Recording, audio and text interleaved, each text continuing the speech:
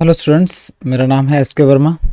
और कल हमने रासायनिक समीकरण को संतुलित करने का तरीका पढ़ा था। मैंने बताया था आपको कि तीर के निशान के दोनों ओर जो तत्व है उनकी संख्या देखनी है। पहले तो ये देखना है तत्व कौन कौन से हैं, फिर ये देखना उन तत्वों की संख्या तीर के दाएं ओर और बाईं ओर जो है वो बराबर है या नहीं है। और अगर बराबर नहीं है तो जिस तत्व का परमाणु क्रमांक सबसे ज़्यादा होगा उसको पहले बैलेंस करना है, बाद वाले को बाद में बैलेंस करना है। ठीक है, इससे जो संबंधित जो प्रश्न है आपके जो थ्योरी के अंदर दे रखे हैं वो हम करेंगे।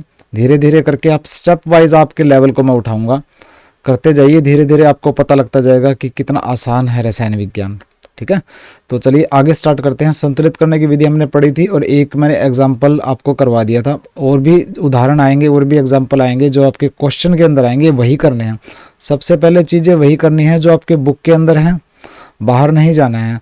हर एक चीज़ को आप बार बार अगर अपने तरफ से अगर बना के देखेंगे ना तो बहुत सारा मैटर है, आप पहले ही कन्फ्यूज़ हो जाएंगे। तो मेरे बताए गए तरीके पे चलना है अपने, ताकि आप को पहले सिलेबस कवर हो जाए, इंपॉर्टेंट क्वेश्चंस का पता लग जाए। उसके बाद फिर अगर लगता है कि हाँ मैं कुछ एक्स्ट्रा कर सकता हूँ तो वो कर सकते हैं। ठीक है, लेकिन उसकी ज़रूरत नहीं पड़ेगी क्योंकि मुझे पता है क्या आना है क्या नहीं आना है। तो चलिए स्टार्ट करते हैं।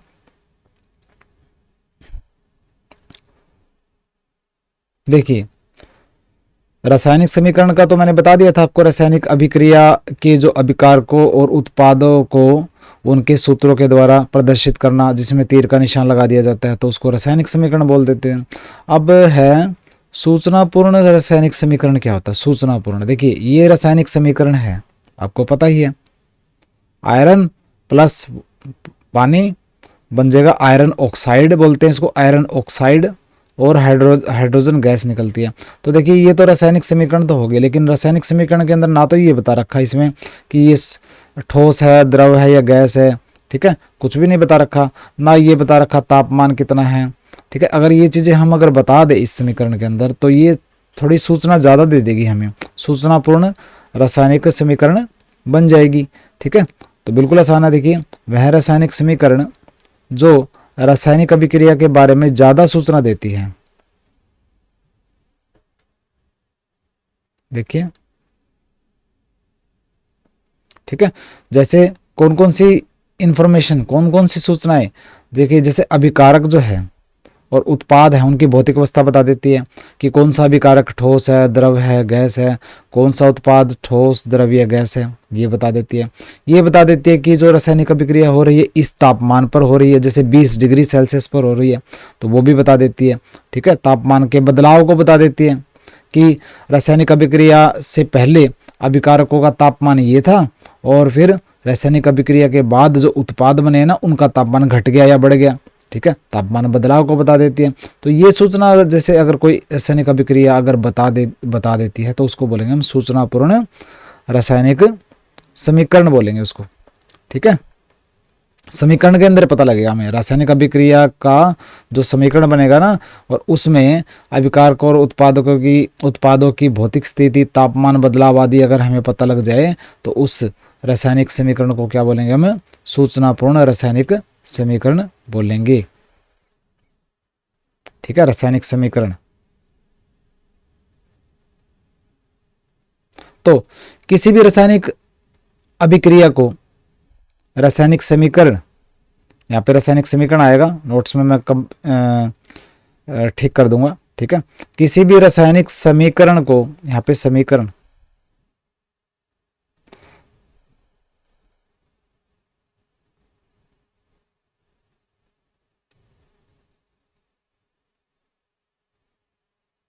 ठीक है, किसी भी रासायनिक समीकरण को हम निम्नलिखित तरीकों से सूचनापूर्ण बना सकते हैं। रासायनिक समीकरण तो आपने लिख दोगे, लेकिन उसको सूचनापूर्ण कैसे बनाओगे, ज़्यादा इन्फॉर्मेशन वाली कैसे बनाओगे?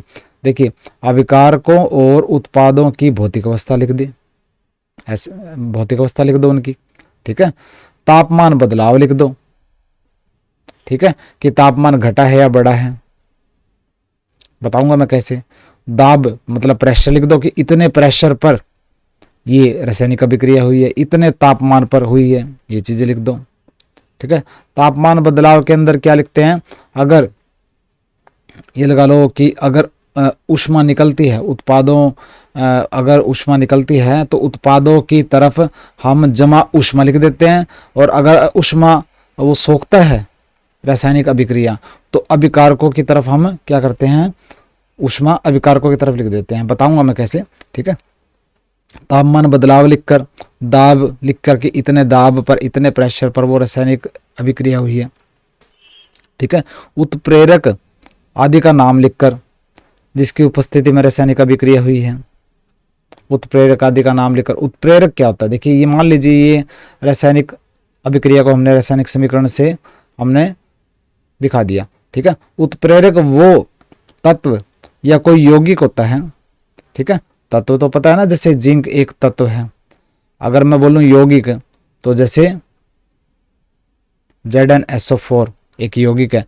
यौगिक के अंदर अलग अलग तरह के परमाणु, जिंक एक परमाणु है, सल्फर एक परमाणु है, ऑक्सीजन, ठीक है। जो यौगिक है ना, यौगिक के अंदर अलग अलग तरह के परमाणु जो है वो होते हैं, ठीक है। तत्व के अंदर क्या होगा, सिर्फ एक अकेला ही परमाणु होगा, ठीक है। तो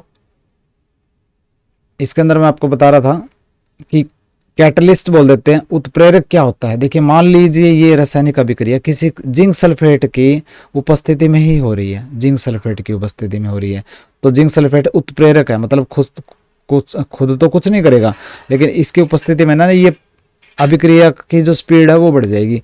तो जिंक सल्फेट को मैं यहाँ लिखूंगा, तीर के निशान के ऊपर या नीचे लिख सकते हो जिंक सल्फेट, तो ये कैटलिस्ट या उत्प्रेरक है, तो इसको बोलते हैं उत्प्रेरक।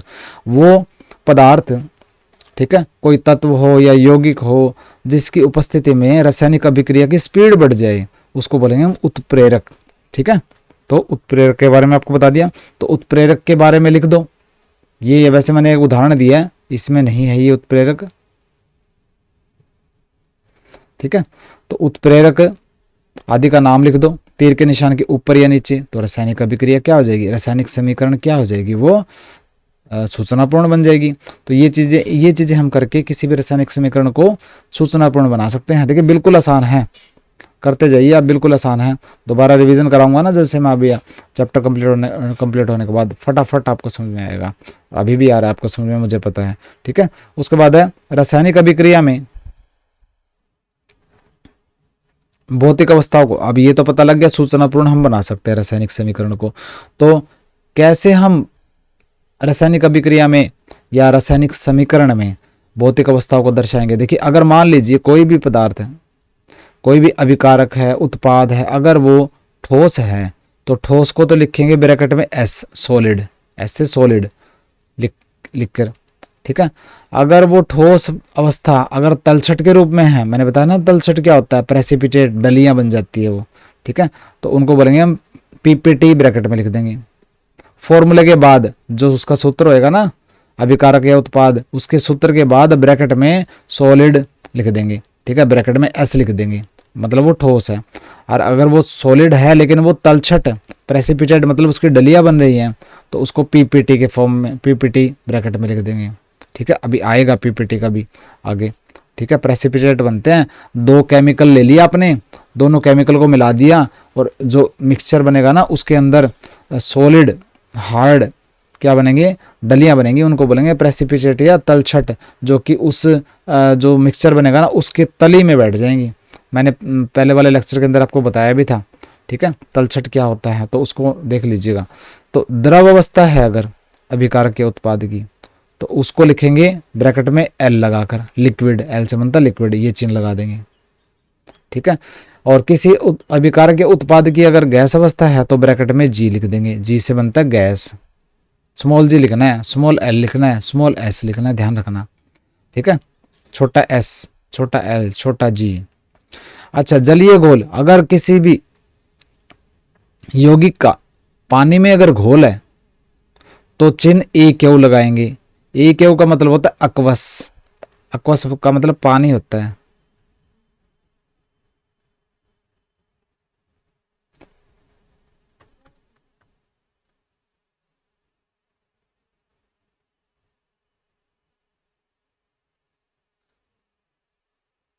ठीक है।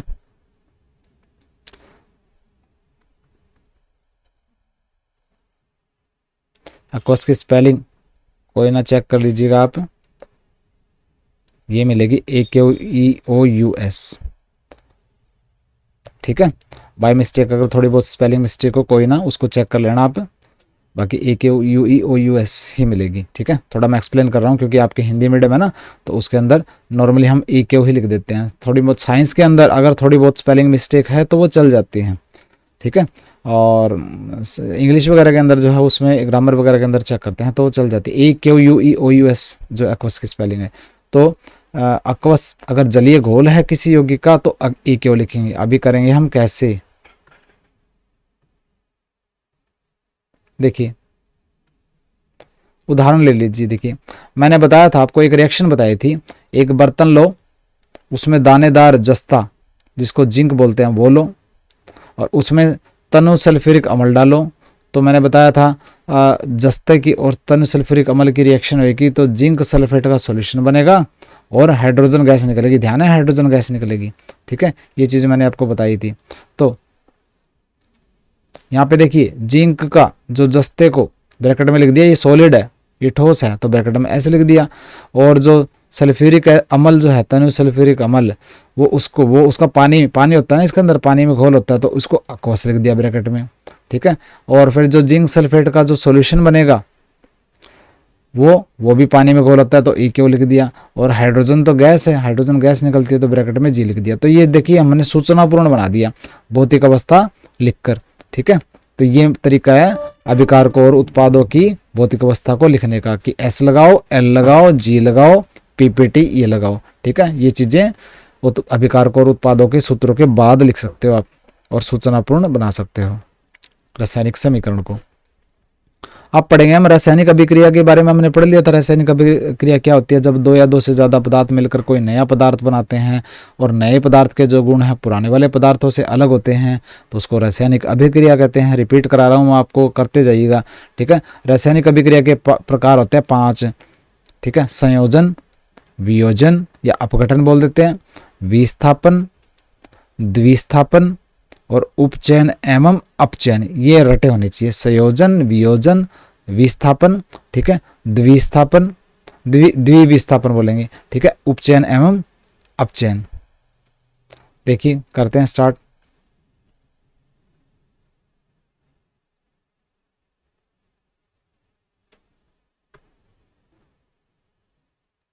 देखिए संयोजन अभिक्रिया क्या होती है। देखिए वो रासायनिक अभिक्रिया, वो केमिकल रिएक्शन जिसके अंदर दो या दो से ज्यादा पदार्थ मिलकर एक अकेला पदार्थ बनाए, ठीक है, दो मिलकर एक हो जाए, ठीक है, उसको बोलेंगे हम संयोजन अभिक्रिया। वह प्रक्रिया या वह अभिक्रिया जिसमें दो या दो से ज्यादा पदार्थ मिलकर एकल पदार्थ, सिंगल पदार्थ बनाए, तो उसे बोलेंगे हम संयोजन अभिक्रिया। जैसे कि देखिए मैग्नीशियम का हमने पढ़ा था ना, मैग्नीशियम रिबन को ऑक्सीजन की उपस्थिति में जलाया जाता है, मैग्नीशियम ऑक्साइड का पाउडर बनता है ना, और ये रासायनिक समीकरण हमने शो कर दी। तो क्या होएगा, देखिए दो पदार्थ हैं मिलकर एक पदार्थ बन गया ना, तो संयोजन अभिक्रिया बनेगी। इसी तरह कोयले के अंदर कार्बन होता है, उसको ऑक्सीजन की उपस्थिति में हम जलाएंगे तो कार्बन डाइऑक्साइड गैस बनेगी ना। देखिए दो मिलकर एक बना रहे हैं, ये भी संयोजन हो गया। यहाँ पे दो मिलेंगे, दो या दो से ज्यादा मिल सकते हैं, और यहाँ पे अकेला मिलेगा संयोजन में, ध्यान रखना, ठीक है। और इसी तरह हाइड्रोजन गैस है, क्लोरीन भी एक गैस है, दोनों जब मिलेंगी, मिक्स जब रिएक्ट करेंगी, अभिक्रिया करेंगी, तो बनाएगी हाइड्रोक्लोरिक, ठीक है, gas, hydrochloride gas, hydrogen chloride gas बोलेंगे इसको, ठीक है। HCl hydrogen chloride, HCl gas बनेगी, ठीक है। तो ये संयोजन अभिक्रिया है जिसके अंदर दो या दो से ज्यादा पदार्थ मिलकर एकल पदार्थ, सिंगल पदार्थ बना रहे हैं, इसको संयोजन अभिक्रिया बोलेंगे। बहुत सारे उदाहरण है। उदाहरण आपने जितने उसके 2-3 इतने करने हैं एक ही टाइम के अंदर। आप ये मत समझने लग जाइएगा कि 10 में उदाहरण कर लूँ, कोई फायदा नहीं लगेगा। आपने बुक के जो एक्सरसाइज के प्रश्न करने हैं। देखिए पढ़ने का तरीका क्या होगा, पढ़ने का तरीका होगा जो एक टीचर आपको बता सकता है कि ये वाला ऐसे कर लो, ये वाला ऐसे कर लो। अपने दिमाग से अगर आप करेंगे तो आपका दिमाग घूमेगा, कन्फ्यूज हो जाएंगे, वही प्रॉब्लम आती है। तो आपने चीज़ें वही उसी तरीके से करनी है जो मैं आपको बताता जाऊंगा। जब आपको कॉन्फिडेंस आने लग जाएगा, वीक स्टूडेंट है उसको भी अपने आप फिर ये आने लग जाएगा, हाँ मुझे आने लग गया, मुझे तो बहुत मुश्किल लगती थी विज्ञान, लेकिन अब विज्ञान तो बहुत ही आसान है। ठीक है, उसका क्या तरीका है, तरीका वही अपनाना पड़ेगा जो मैं बता रहा हूँ। एक दिन में कभी भी इंटेलिजेंट नहीं बन सकते आप। ठीक है, संयोजन अभिक्रिया का आपको पता लग गया। फिर है वियोजन या अपघटन अभिक्रिया। अपघटन मैंने टूट जाना। देखिए उसमें संयोजन के अंदर दो पदार्थ मिलकर एक पदार्थ बना रहे थे, वियोजन के अंदर एक पदार्थ टूटकर दो या दो से ज्यादा पदार्थ बनाएगा। बिल्कुल आसान है, उसकी उल्टी है ये। ठीक है, वह प्रक्रिया या वह अभिक्रिया जिसमें एकल पदार्थ दो या दो से ज्यादा पदार्थों में टूट जाता है उसे वियोजन अभिक्रिया या अपघटन अभिक्रिया कहते हैं। यह संयोजन अभिक्रिया के बिल्कुल विपरीत है, उल्टा है उसका। ठीक है, वियोजन अभिक्रिया। देखिए अब ये तो बता दिया कि एक पदार्थ दो या दो से ज्यादा पदार्थों में टूटेगा, लेकिन अलग अलग चीजों के द्वारा टूटेगा वो, ऐसे अपने आप तो टूटेगा नहीं। या तो आप लाइट दोगे, प्रकाश दोगे तो टूटेगा वो पदार्थ दो या दो से ज़्यादा में, या फिर आप करंट दौड़ाओगे उसके अंदर तो टूटेगा। ठीक है, या फिर उसको हीट दोगे, ऊष्मा दोगे। ठीक है, उसको ऊष्मा दोगे तो टूटेगा। तो उसके हिसाब से वियोजन अभिक्रिया के हम नाम बदल देंगे। ठीक है, अगर एकल पदार्थ जो अकेला पदार्थ टूट रहा है दो या दो से ज्यादा में, लेकिन कैसे, ऊष्मा देने पर, हीट गर्म करने पर। ठीक है, तो क्या बोलेंगे वियोजन अभिक्रिया को, ऊष्मीय वियोजन अभिक्रिया। ऊष्मीय क्योंकि ऊष्मा देने से टूट रहा है ना वो पदार्थ है दो या दो से ज्यादा में, तो ऊष्मीय वियोजन अभिक्रिया। जैसे कि देखिए कैल्शियम कार्बोनेट CaCO3, इसको बोलते थे चूने का पत्थर। ठीक है, ऊष्मा, इसको गर्म करो, गर्म करेंगे ना तो ये कैल्शियम कार्बोनेट टूटेगा। Calcium oxide CaO, calcium oxide बोलना सीख लेना इनको। ठीक है, इसको होता है चूना, और कार्बन डाइऑक्साइड भी बनेगी। ठीक है, तो देखिए एक पदार्थ टूट रहा है दो में, ऊष्मा देने से टूट रहा है ना, तो किसका उदाहरण है ये, ऊष्मीय वियोजन अभिक्रिया का उदाहरण है। ठीक है, तो इसको आप एक्सप्लेन कर सकते हो कि जब चूने के पत्थर को हम ऊष्मा देते हैं तो चूने का पत्थर चूने में और कार्बन डाइऑक्साइड गैस में बंट जाता है या टूट जाता है, क्योंकि यह अभिक्रिया ऊष्मा देने से होती है। तो इस वियोजन अभिक्रिया को ऊष्मीय वियोजन अभिक्रिया कहते हैं। देखिए बोलना सीखिए, रिएक्शन को याद कर लीजिए, उसको एक्सप्लेन करना सीखिए, आपको आने लग जाएगा। फिर अगर एकल पदार्थ प्रकाश देने पर दो या दो से ज्यादा पदार्थों में टूटता है तो उसको बोलेंगे हम प्रकाशीय वियोजन अभिक्रिया। प्रकाश देने से टूट रहा है वो पदार्थ। ठीक है, उदाहरण ले लीजिए AgCl, ये होता है सिल्वर क्लोराइड। Ag सिल्वर, चांदी का सिंबल होता है Ag। ठीक है, चांदी।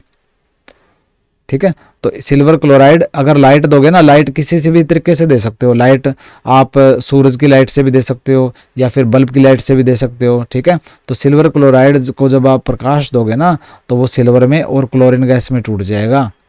ठीक है, तो ये कौन सी, ये जो अभिक्रिया है, ये जो सिल्वर क्लोराइड दो या दो से दो में टूट रहा है ना, दो पदार्थों में टूट रहा है, प्रकाश की उपस्थिति में टूट रहा है, तो इसको बोलेंगे हम प्रकाशीय वियोजन अभिक्रिया। बिल्कुल था, आसान था। ठीक है, तो हमने पढ़ा ऊष्मीय वियोजन अभिक्रिया और प्रकाशीय वियोजन अभिक्रिया। अब हम पढ़ेंगे कि वियोजन अभिक्रिया जब करंट देने से होगी, बिजली का करंट, विद्युत। ठीक है, विद्युत गुजारने पर जब एक पदार्थ दो या दो से ज्यादा पदार्थों में बट जाता है, टूट जाता है, तो उसे विद्युतीय वियोजन अभिक्रिया कहते हैं। ठीक है, जैसे कि देखिए पानी लो, किसी बर्तन के अंदर, इमेजिन करो किसी बर्तन के अंदर पानी लो, ये बर्तन के अंदर पानी लिया, उसमें क्या किया, अगर हमने करंट, इसको अगर करंट दिया, अगर विद्युत गुजारी इसमें से, ठीक है, विद्युत गुजारेंगे ना पानी में से, तो पानी हाइड्रोजन और ऑक्सीजन गैस में टूट जाएगा। तो विद्युत गुजारने से ये वियोजन अभिक्रिया हुई है, तो इसको बोलेंगे विद्युतीय वियोजन अभिक्रिया। तो पानी लिक्विड होता है ना, देखिए ब्रैकेट में L लिख दिया, विद्युत गुजारी है। देखो कोई चीज अगर अभिकारकों की तरफ करते हैं ना तो यहाँ पे लिखेंगे, यहाँ नहीं लिख सकते हम। यहाँ जो डलती है चीजें वहाँ यहाँ लिखी जाती है, जो निकलती है चीजें यहाँ लिखी जाती है। ठीक है, विद्युत दी इसको, ठीक है, इसमें प्लस का निशान लगा दिया, तो हाइड्रोजन गैस बनी और ऑक्सीजन गैस बनी। तो इसको एक्सप्लेन कैसे करोगे, मैंने रिएक्शन लिख दी, तो आपने लिखना है जब पानी में से विद्युत गुजारी जाती है, बिजली का करंट गुजारा जाता है, तो पानी हाइड्रोजन गैस और ऑक्सीजन गैस में बट जाता है। क्योंकि यह अपघटन या वियोजन बिजली का करंट देने से या विद्युत प्रवाह करने से हुआ है, तो इस वियोजन अभिक्रिया को हम विद्युतीय वियोजन अभिक्रिया बोलेंगे। ठीक है, बिल्कुल आसान है, करते जाइए आप। ठीक है, इससे आसान हो नहीं सकता। रसायन विज्ञान बिल्कुल आसान है, लेकिन आपने बिल्कुल आराम से करना है। ठीक है, मेरा बताए गए तरीके पे चलते जाइए और इसको याद करते जाइए साथ के साथ। अगर आपने याद नहीं किया पीछे वाला तो आप प्रॉब्लम में आ जाएंगे। तो 2 हमने रासायनिक अभिक्रियाओं के प्रकार कर लिए, बाकी के हम 3 करेंगे। ठीक है, आगे वाले लेक्चर के अंदर करेंगे, आराम से करना है। और इसके जो प्रश्न हैं थ्योरी के, जैसे ही कंप्लीट हो जाएगा लेसन, उसके बाद जो थ्योरी वाले और एक्सरसाइज वाले वो सारे प्रश्न मैं आपको कराऊंगा और आसान बना के दूंगा, आपको फटाक से याद होने हैं। ठीक है, ऐसे बुक से रट्टा लगाना बंद कर देना, क्योंकि बुक से रट्टा लगाओगे ना तो आपको प्रॉब्लम आएगी, आप याद नहीं कर पाओगे, ना लिख पाओगे। सोचना है, समझना है और फिर उसके बाद उसको अच्छे से पढ़ना है। मेरे नोट्स को बार बार रिवाइज करना है, पेपर के अंदर आपके फुल मार्क्स आएंगे। ठीक है, मिलते हैं नेक्स्ट लेक्चर में।